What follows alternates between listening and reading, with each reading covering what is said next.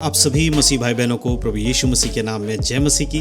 परमेश्वर के नाम की स्तुति और महिमा हो। इस नए वीडियो के माध्यम से मैं आप सभी का स्वागत करता हूं। दोस्तों, आज का जो हमारा वीडियो का विषय है, जो टॉपिक है, बहुत ही खास है, क्योंकि आने वाले समय में बहुत सारे ऐसे त्यौहार आने वाले हैं जिस पर बहुत सारे मसीह भाई बहनों का सवाल रहता है कि हम प्रभु यीशु मसीह पर विश्वास करते हैं तो क्या हम इन त्योहारों को मना सकते हैं कि नहीं मना सकते हैं। अब हम यीशु मसीह के ऊपर अपना विश्वास ला चुके हैं तो हमें क्या करना चाहिए, क्या हम उन पुराने चीज़ों को यीशु मसीह में रहते हुए कर सकते हैं कि नहीं कर सकते हैं। तो इस टॉपिक के ऊपर आज मैं वीडियो बना रहा हूँ, क्योंकि बहुत सारे लोगों का ये सवाल रहता है। बहुत बार लोग मुझसे पूछते हैं कि ब्रदर, हम यीशु मसीह पे पहले विश्वास नहीं करते थे, लेकिन अब हम प्रभु यीशु मसीह पे विश्वास करते हैं, तो हमें क्या करना चाहिए और क्या नहीं करना चाहिए। तो आज का जो ये टॉपिक है उन मसीह भाई बहनों के लिए है जो प्रभु यीशु मसीह पे विश्वास करते हैं, और हमारा ये जो वीडियो है ये उन लोगों के लिए है जो यीशु मसीह पे विश्वास करते हैं। जो यीशु मसीह पे विश्वास नहीं करते हैं, यीशु मसीह को अपने उद्धारकर्ता के रूप में ग्रहण नहीं किया है जिन लोगों ने,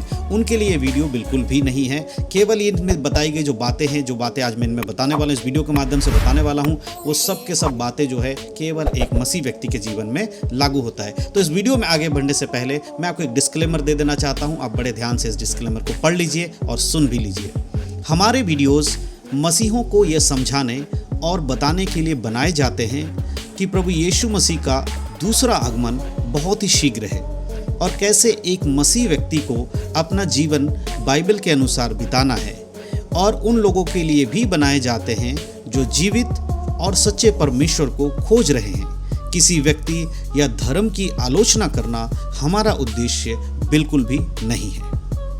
तो दोस्तों, जैसे कि मैंने वीडियो में बताया कि आज हम बात करने वाले हैं ऐसे त्योहारों के बारे में जिसके ऊपर बहुत सारे मसीह लोग सवाल करते हैं कि ब्रदर, हम प्रभु यीशु मसीह पर विश्वास करते हैं तो क्या हमें त्यौहार मनाना चाहिए कि नहीं मनाना चाहिए। तो आज हम बात करने वाले हैं छठ पूजा के ऊपर। जी हाँ दोस्तों, हमारे बहुत सारे ऐसे व्यूअर्स हैं जो हमारे वीडियोज़ को देखते हैं, जो यूपी और बिहार से ताल्लुक़ रखते हैं, यूपी और बिहार में रहने वाले लोग हैं। वहाँ से बहुत सारे लोग जब हमें कमेंट करते हैं अलग अलग सवालों को लेकर, तो हम कोशिश करते हैं कि उनके सवालों का जवाब हम वीडियो बना कर दे।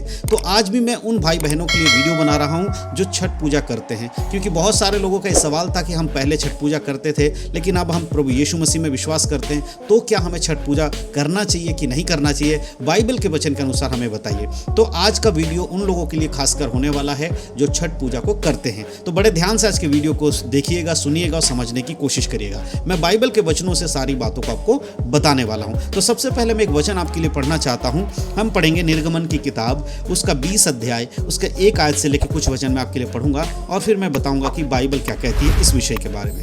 यहाँ पर जब हम पढ़ते हैं तो लिखा है, तब परमेश्वर ने यह वचन कहे, मैं तेरा परमेश्वर यहोवा हूँ जो तुझे दासत्व के घर अर्थात मिस्र देश से निकाल लाया है।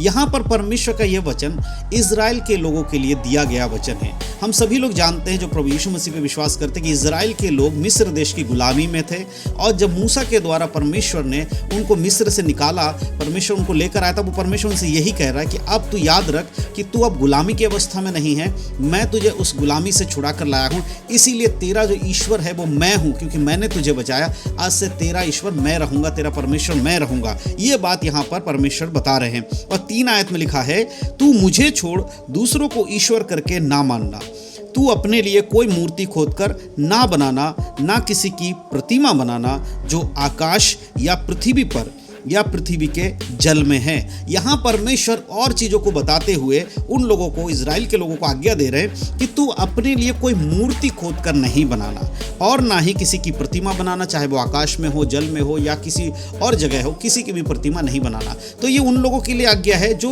परमेश्वर पे विश्वास करते हैं, यीशु मसीह पे विश्वास करते हैं। उनको परमेश्वर ने साफ रीति से आज्ञा दिया है कि वो परमेश्वर को छोड़ के किसी दूसरे की आराधना ना करें। जब हम नए नियम की बात करते हैं, क्योंकि ये पुराने नियम की बात है, लेकिन नए नियम की जब हम बात करते हैं तो यह आज्ञा नए नियम के लोगों पर भी लागू होता है, क्योंकि परमेश्वर एक ही है जिसने समस्त मानव जाति को बनाया, जिसने पृथ्वी को बनाया, आपको बनाया, मुझे बनाया, वो एक ही परमेश्वर है। जिसने इज़राइल को मिस्र देश से छुड़ा कर लाए वो भी वही परमेश्वर है। जिसने यीशु मसीह को हमारे लिए पाप बना के जगत में भेजकर पाप के लिए मरने के लिए भेजा, वो भी परमेश्वर वही परमेश्वर है। इसीलिए यह आज्ञा आज के समय में विश्वासी के लिए भी लागू होती है। तो यहाँ पर परमेश्वर कभी नहीं चाहता कि कोई व्यक्ति जब प्रभु को जान जाए, जब परमेश्वर को जान जाए, तो फिर लौट कर वो उन कामों को करे जो पहले किया करते थे। खासकर परमेश्वर नहीं चाहता कि आप किसी दूसरे की आराधना करें, दूसरे ईश्वर की आराधना करें, इस प्रकार प्रभु नहीं चाहता है। लेकिन आज बहुत सारे ऐसे मसीह लोग हैं जिनको बाइबल का वचन नहीं पता होता है, तो वो सोचते हैं कि हम क्या करें, क्या हमें इस तरह के पूजा पाठ या हमें इस तरह का त्यौहार करना चाहिए कि नहीं करना चाहिए।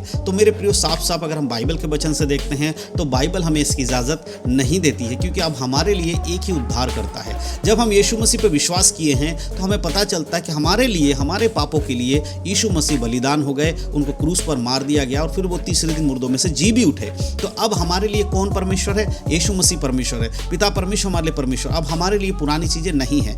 अगर आप फिर से वही चीज़ों को करते हैं तो आप फिर से उन्हीं चीज़ों में चले जाएंगे जो वचन के अनुसार सही नहीं है। नए नियम में एक विश्वासी का उद्धार यीशु मसीह के द्वारा होता है। जब आप वचन को जान जाते, उद्धार पा लेते हैं, तो आपका पूरा जीवन बाइबल के अनुसार चलना बहुत ज़्यादा ज़रूरी है। अब आप पुराने स्वभाव में नहीं रह सकते हैं। जो लोग यीशु मसीह को नहीं जानते, ये वचन उनके लिए नहीं है। हो सकता है बहुत सारे मसीह भाई, ऐसे भाई बहन हैं जो मसीह में नहीं हैं, जो हमारे वीडियोस को देख रहे होंगे। हो सकता है ये वीडियो कोई ऐसा देख रहा है जो यीशु मसीह पे विश्वास नहीं करता है। तो मैं उनको एक ही चीज़ कहना चाहता हूँ कि जो बातें हम यहाँ बता रहे हैं वो केवल और केवल उन लोगों के लिए है जो प्रभु यीशु मसीह पे विश्वास करते हैं, क्योंकि हम चाहते हैं कि हर एक विश्वासी बाइबल के अनुसार जीवन जिए, जो बाइबल में लिखा है। तो जो लोग यीशु मसीह पे विश्वास नहीं करते, अगर आप ऐसा वीडियो देख रहे हैं, इस वीडियो को देख रहे हैं और आपको बुरा लग रहा है, तो बुरा मानने वाली यहाँ कोई बात नहीं है। हम केवल बाइबल में जो बातें लिखी गई हैं उन्हीं बातों को बता रहे हैं। जिस दिन आप यीशु मसीह को जान जाएंगे, आपको भी पता चलेगा कि बाइबल में क्या लिखा गया है। तो बड़े ध्यान से सभी लोग वीडियो को देखिए। तो वचन में लिखा है कि यीशु मसीह ने हमारा उद्धार किया, इसलिए हमें यीशु पे विश्वास करना चाहिए। तो जो लोग यीशु मसीह पे विश्वास नहीं करते, वो लोग दुनिया की चीज़ों को कर रहे हैं, दुनिया के त्यौहार को कर रहे हैं, क्योंकि उनको सत्य नहीं मालूम है कि सच्चाई में परमेश्वर अकेला कौन है, कौन एकमात्र परमेश्वर है। लेकिन जब एक विश्वासी जान जाता है तो उसके लिए बाइबल के अनुसार जीवन जीना बहुत ज़रूरी है। अब वो पुराने तौर तरीके में नहीं रह सकता। बाइबल के एक वचन और अगर हम पढ़ते तो वहाँ साफ रीति से हमें मिलता है कि परमेश्वर क्या चाहते हैं। रोमियो की पत्री 12 अध्याय के 2 आयत को अगर आप पढ़ेंगे, वहाँ पर परमेश्वर ने कहा है, लिखा है, इस संसार के सदृश ना बनो, परंतु तुम्हारे मन के नए हो जाने से तुम्हारा चाल चलन भी बदलता जाए, जिससे तुम परमेश्वर की भली और भावती और सिद्ध इच्छा अनुभव से मालूम करते रहो। प्रभु यहाँ कह रहा है, जब तुम यीशु मसीह को जान जाते हो तब तुम्हारा मन परिवर्तन होता है, और तुम्हारे मन के परिवर्तन होने से तुम्हारा चाल चलन, जो पहले जो तुम करते थे, अब वो मत करो। अब तुम वचन के अनुसार चलो। संसार कर रहा होगा, दुनिया कर रही होगी, लेकिन दुनिया के सदृश्य नहीं बनना है।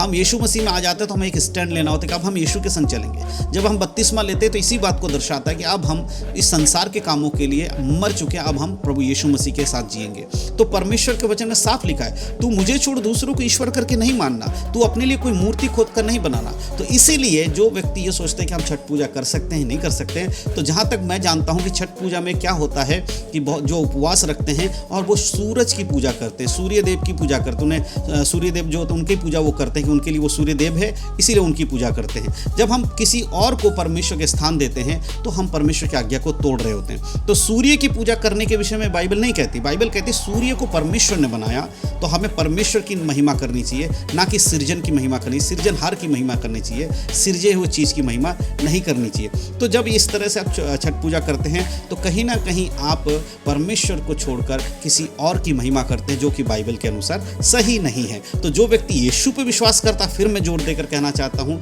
कि जो व्यक्ति यीशु मसीह पे विश्वास करता है उसके लिए छठ पूजा करना ज़रूरी नहीं है। तो मेरे वीडियो में विश्वास करता हूँ कि आज के इस वचनों के द्वारा आप समझ पाए हैं। अगर आप यीशु मसीह पे विश्वास करते हैं, आप एक विश्वासी हैं, आपने उद्धारकर्ता के रूप में यीशु को ग्रहण किया है, तो छठ पूजा आपके लिए नहीं है। पहले आप करते थे, उसकी मैं बात नहीं कर रहा हूँ, लेकिन अब आप यीशु में आने के बाद ये नहीं कर सकते। तो मैं विश्वास करता हूँ कि आज के इस वीडियो के माध्यम से बताई गई बातों को सुनकर आपको समझ में आया होगा। अगर वीडियो आपको समझ में आया है तो ज़रूर अपने मसीह भाई बहनों में शेयर करिए, ताकि उन लोगों तक भी परमेश्वर का वचन पहुँचे और वो भी सत्य को जान सके और किस प्रकार बाइबल के अनुसार चलना है, वो सारी बातें उनको पहुँचा सके। इसलिए वीडियो को शेयर करना बिल्कुल भी मत भूलिएगा। परमेश्वर सारी बातों के द्वारा आप सबको आशीष दे। यीशु मसीह के नाम में सबको जय मसीह की।